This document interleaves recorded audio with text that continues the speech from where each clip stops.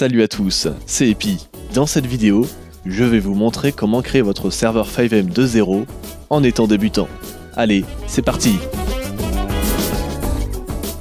Dans cet épisode 0, on va voir simplement quelques modalités, c'est-à-dire comment est-ce que je vais faire pour vous apprendre à développer sur FiveM. Donc oui, ça paraît super chiant comme ça, mais c'est important en vrai, donc écoutez bien. Premier point, à l'heure où j'enregistre cet épisode 0 de ce tutoriel, nous sommes le 29 mai 2023. Admettons que dans plusieurs années ce tutoriel fonctionne encore, par exemple en 2025 il est encore valable, je mettrai dans le titre de chaque vidéo, entre crochets, tutoriel 2025, même si le tutoriel a été enregistré en 2023. A l'inverse, si entre crochets il est écrit une date antérieure à la date où vous êtes actuellement, je vous conseille pas de suivre ce tutoriel. Autrement dit, par exemple, si vous êtes en 2027, mais qu'il est écrit que ce tutoriel fonctionne en 2025, ça veut dire qu'il est probable qu'il soit obsolète. C'est aussi simple que ça. Deuxième point, cette série est destinée aux débutants, c'est-à-dire aux personnes qui commencent de zéro, qui n'ont jamais touché à la création de serveurs sur FiveM. Cependant, si vous avez quand même déjà un peu touché à la création de serveurs FiveM, ce tutoriel peut être une bonne façon de réviser les bases de ce que vous avez peut-être pas ou mal appris. Par ailleurs, sur FiveM, il y a une pratique qui est, on va dire, omniprésente.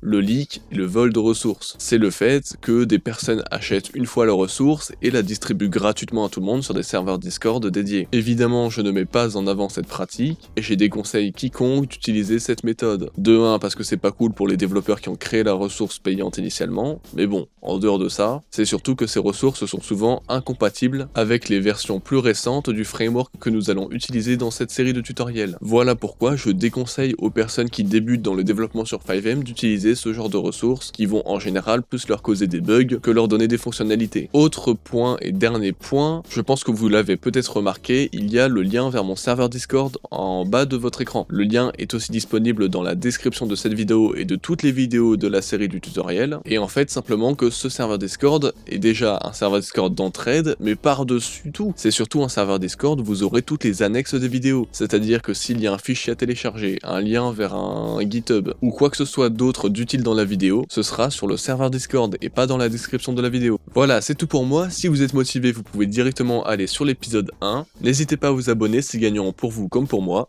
Allez, à plus!